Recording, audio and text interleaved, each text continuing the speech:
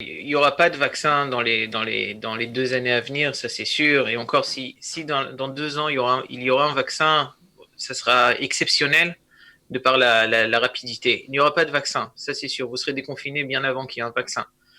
Il serait beaucoup plus logique de trouver un traitement efficace et non pas un vaccin pour la maladie. Ce sera, je pense, beaucoup plus rapide.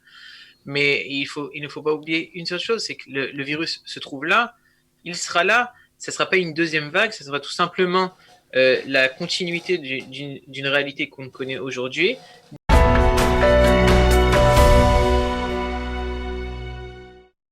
Ouais, et notre médecin de ce matin est avec nous. Nous sommes très heureux d'être en Zoom avec docteur Jonathan Lelouch. Jonathan, bonjour.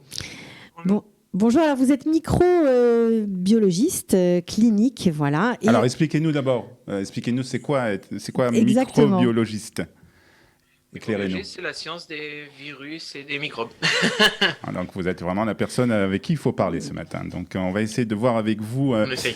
Quels sont, bien sûr, d'abord, on voudrait parler des traitements et des vaccins. Des traitements, des vaccins, surtout qu'on sait qu'aux États-Unis, le pays le plus touché aujourd'hui, ils ont mis en place, en tout cas, un groupe de chercheurs, relayés par d'autres chercheurs londoniens notamment, et d'autres encore dans le monde, un espèce de test un peu bizarre où il faut ils vont contaminer des volontaires avec le Covid pour essayer d'avancer sur le vaccin. Qu'est-ce que vous pensez de cette affaire ? Est-ce que vous en avez entendu parler ? Ce n'est pas forcément un protocole bizarre, comme vous l'avez mentionné avant. Pour nous, profanes, c'est bizarre. Ok, d'accord. En fait, il y a plusieurs façons de créer des vaccins. Et une des façons de créer un vaccin, c'est en fait d'initier le corps et le système immunitaire de chaque personne à reconnaître plus facilement un virus qui est censé te contaminer. Donc, la première possibilité, en fait, c'est d'injecter des virus ou des parties de virus qui sont morts ou, on va dire, dont la virulence a été enlevée pour que le corps les reconnaisse. Et lorsque le virus rentrera pour la deuxième fois dans le corps humain, le système immunitaire sera plus apte à réagir de façon correcte contre le virus. Alors, ce sont des traitements qui sont en cours dans le monde entier. Déjà, chaque pays a déjà commencé ces traitements. On a bien entendu parler du traitement du docteur Didier Raoult. L'hydrochloroquine associée à l'azotromyl, je crois, si je ne me trompe pas. Azithromycine. Azithromycine. Voilà, c'est un traitement en France qui a commencé aussi un peu en Israël. D'une façon officielle, est-ce qu'il y a des traitements qui sont déjà existants en Israël qui sont répandus? Est-ce qu'il y a de façon officielle des consignes qui sont données aux docteurs, aux hôpitaux concernant des traitements à donner aux malades du coronavirus? Aujourd'hui, la majorité des patients qui sont traités pour le coronavirus, qui sont hospitalisés, reçoivent le même protocole de traitement. C'est en fait un traitement de combination de plusieurs substances. La première substance, c'est l'hydrochloroquine. C'est un antipaludéen. L'azithromycine, c'est un antibiotique. Et de l'oxyde de zinc pour complémenter tout ça. Donc c'est le protocole du docteur Raoult qui est plus ou moins adopté en fait dans les hôpitaux israéliens. Tout à fait. Et puis il y a quelques centres en Israël qui font partie d'un essai clinique sur le remdesivir. C'est en fait un médicament antiviral qui est en stade d'essai clinique. Mais il paraît que les résultats sur justement ce deuxième médicament étaient moins bien, être moins bons que ce que vous attendiez. Je ne sais pas si c'est vrai ou pas. On vous pose la question. Je pense que c'est un essai clinique. Les résultats ils n'ont pas été encore publiés. Oui, je pense que il a fait ses preuves dans certains cas. Dans d'autres cas, comme tous les médicaments, il sera pas efficace. Je pense qu'il faut attendre les résultats à la fin de l'essai pour savoir exactement s'il est efficace. Il faut comprendre qu'à la base, il n'a pas été créé pour le coronavirus, ce médicament. Oui, bien sûr. Alors, comment vous expliquez le fait que le protocole, plus ou moins, on va dire, généralisé dans les hôpitaux israéliens, ce soit plutôt un protocole qui vient de France, d'un médecin français, parce qu'on sait très bien que les Israéliens préfèrent en général se pencher vers tout ce qui est médecine américaine. Ça a été difficile de rentrer ce protocole ou ça a été simple ? Je pense pas que la médecine israélienne est plus orientée sur une médecine américaine qu'européenne. Je pense que tout simplement, c'était plus efficace. Non, je pense tout simplement qu'il y a une certaine logique médicale, une certaine logique professionnelle qui fait qu'on choisit un protocole A ou B. Mais je pense pas que la source du protocole est une raison de le choisir ou de ne pas le choisir. Je pense qu'aujourd'hui, pour ce coronavirus, déjà de façon générale, les virus, il y a très peu de traitements. En général, on ne traite pas les infections virales. Mais du point de vue du nombre de traitements, il est tellement limité que je ne pense pas que... Il n'y a pas trop le choix. Voilà, tout à fait. Alors, je voudrais quand même qu'on revienne un peu sur ces vaccins, parce que comme vous le dites, c'est la chose qui va vraiment être déterminante, surtout pour éviter une deuxième vague de contamination. Où on en est en Israël? Est-ce que les laboratoires israéliens, est-ce qu'on peut le révéler d'abord, sont bien placés dans la course justement aux vaccins contre le coronavirus? Non, je pense pas qu'il y a aujourd'hui... il n'y a pas en Israël aujourd'hui des boîtes pharmaceutiques ou des compagnies pharmaceutiques ou des startups qui sont très avancées dans la recherche par rapport à un vaccin. Il y a simplement quelques très grosses compagnies dans le monde entier qui sont rentrées déjà dans les premiers essais cliniques. Israël, je pense, qu'il est un très bon collaborateur en tant que recherche. Je pense que l'Israël peut sortir des molécules qui seront la base d'un vaccin. Mais de là, de prendre ces molécules et ces idées et de les faire rentrer sur le marché sous la forme d'un vaccin, l'appui de grandes compagnies pharmaceutiques est obligatoire. Donc, ça passera tout simplement par d'autres pays. Alors, Benjamin Netanyahou, il y a quelques jours, s'était exprimé en disant que, OK, on commence le déconfinement, mais on ne pourra être vraiment certain d'être safe, ça veut dire de sortir sans risque, seulement quand il y aura un vaccin. Est-ce que vous êtes d'accord avec ça? Et est-ce que vous pensez que...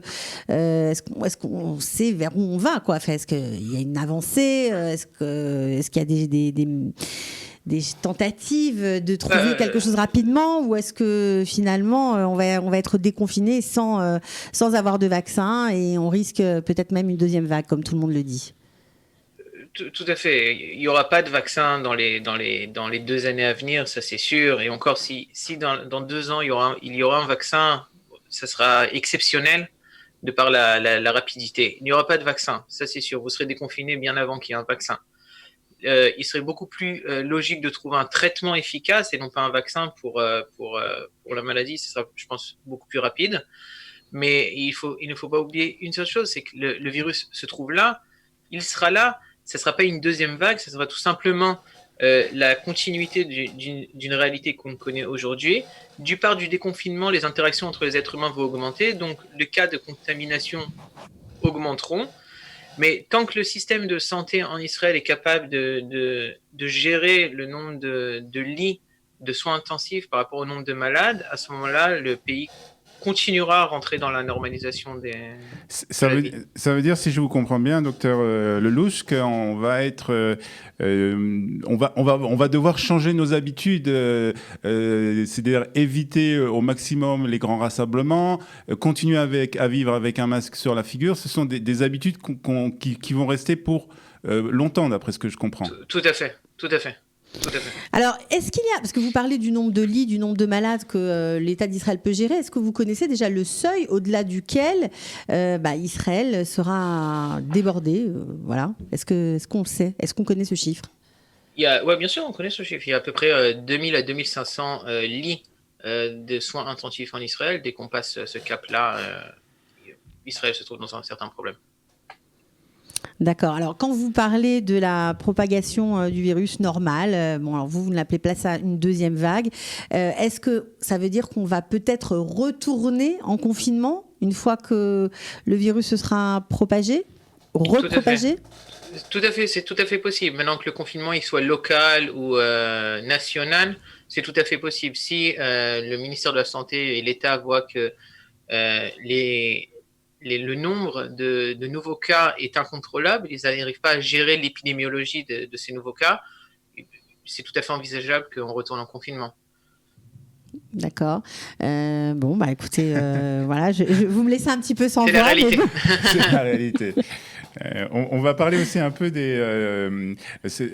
d'autres choses qui sont liées justement à cette maladie. C'est qu'on disait on croyait en tout cas que les personnes à risque, et c'est toujours des personnes à risque, sont les personnes de plus de 75 ans, les personnes âgées. Et là, on voit qu'il y a dans le monde, je ne sais pas si c'est en France, en Israël aussi, il y a des enfants d'abord qui sont atteints et aussi beaucoup de jeunes qui sont atteints. Comment on explique ces nouvelles données?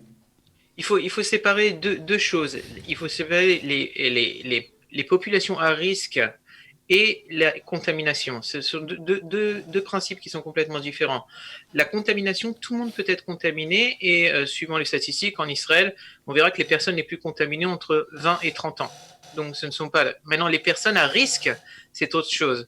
Même si la population de plus de 60 ans est moins contaminée qu'une population de 20 à 30 ans, le pourcentage de personnes qui, dans la théorie, décéderont de la maladie est beaucoup plus élevé. Pourquoi? Parce qu'on sait que l'âge est un risque.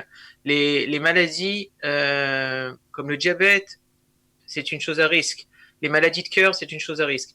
Maintenant, c'est vrai que d'un point de vue de l'âge, il fait en sorte que les symptômes, en fait, sont différents suivant les personnes et suivant l'âge des personnes. Et c'est vrai qu'il y a des cas, en Europe surtout, de maladies vasculaires chez les enfants. C'est tout nouveau, c'est des nouveaux cas, c'est des nouveaux symptômes, et je pense qu'aujourd'hui, ils apprennent. Je pense pas qu'on sait énormément sur le sujet. Oui, c'est-à-dire qu'il y a aussi des études, on apprend tous les jours que le virus ne réagit pas pareil en fonction des pays. C'est ce que certains médecins expliquent. Alors, juste une dernière question pour vous. Il y a encore une dernière avec Olivier, parce que vous êtes passionnant, donc on en profite. Jonathan Lelouch, on répète, vous êtes docteur microbiologiste clinique. Alors, qu'est-ce qui a été pour vous, en tant que médecin microbiologiste, le comportement le plus réussi d'Israël dans cette lutte contre le coronavirus en tant que médecin? Je pense qu'en fait, du point de vue de la pandémie, la meilleure résolution ou action qu'ils ont fait, c'est qu'ils ont fermé les frontières très tôt. Ils ont pris des résolutions qui n'étaient pas populaires, on va dire ça comme ça, mais qui se sont révélées avec le temps bénéficiaires pour tout l'État. Alors, ça, ok, mais on parle de déconfinement en interne, mais on parle aussi de réouverture des frontières. Alors, ça nous angoisse un peu en tant que citoyens israéliens. Qu'est-ce que vous en pensez? Est-ce que ce n'est pas un peu trop tôt de réouvrir les frontières d'Israël? Je pense pas qu'il y a forcément, il faut avoir plus peur d'une personne qui arrive de Hollande ou de Paris que d'une personne qui arrive de Hadera et qui vient à Tel Aviv. Je pense que à la base, si les gens respectent les règles et qu'ils limitent leurs interactions et que dès qu'ils sont malades, ils savent se confiner, je pense qu'on n'a pas grand-chose à craindre. De plus, avec les aéroports, on sait exactement que c'est un endroit à risque, l'aéroport. On sait que dès que les personnes vont rentrer en Israël, elles vont être testées. On va leur prendre leur température, on va vérifier leur état de santé. Donc je pense qu'il n'y a pas vraiment à craindre de ce point de vue-là, puisque les mesures vont être très strictes. Je pense pas qu'on a à craindre sur le fait de la réouverture des aéroports. Très bien. C'était la même question que je voulais poser. Ah donc, voilà. Moi, j'en ai encore une petite, parce que chaque réponse en appelle une autre. Tu es là vraiment, ce sera la dernière, promis. On parle de porteurs sains. On dit que certaines personnes ne sont pas malades, n'ont aucun signe, n'ont pas de fièvre, ne toussent pas, elles sont très bien, mais ils sont porteurs sains. Et c'est ça qui fait la contamination. Donc, vous nous dites d'un côté, on n'a pas à craindre de l'ouverture des frontières, mais si ces gens arrivent et sont porteurs sains, est-ce que ce n'est pas un danger pour Israël? Alors, le porteur sain, c'est tout simplement la façon naturelle d'une personne de développer une maladie, jusqu'à que, en fait, le problème avec les maladies virales, c'est que dès qu'on voit, en fait, les premiers symptômes, la personne en général, est beaucoup moins contagieuse qu'avant l'apparition du premier symptôme. Donc, en fait, depuis que la personne est porteuse de ce virus jusqu'à qu'elle développe son premier symptôme, ça peut être de la toux, ça peut être de la fièvre, en fait, elle contamine sans le savoir. Maintenant, je pense que d'ici l'ouverture des frontières de façon massive, il y aura des tests très rapides pour savoir si la personne est porteuse, qu'elle est ou qu'elle n'ait pas de symptômes. Elle sera porteuse. On aura des tests très rapides qui seront effectués en quelques minutes dans les aéroports. Bon, enfin, en conclusion, vous êtes confiant pour le déconfinement? Je pense que oui. Vous êtes confiant, mais quand même, encore une fois, il va falloir s'habituer à vivre d'une autre manière. Il faudra vivre autrement avec des masques et des gants. Ça, c'est sûr. Voilà. Écoutez, on va prendre l'habitude. Ça va être compliqué, mais on va essayer. Merci en tout cas, docteur Ledouche, d'avoir été avec nous ce matin sur Studiopolitain. Merci beaucoup. À bientôt. Au revoir. Au revoir. Voilà. On a appris plein de choses encore une fois ce matin. Exactement. Bon, alors, passionnant. Vous voyez que il y a des francophones partout. Non, mais c'est vrai que on ne s'en rend pas compte, mais avec cette crise, avec ce direct du matin, on se rend compte que, beaucoup de médecins francophones, infirmières, qui sont vraiment au cœur de cette crise. Hein. Exactement.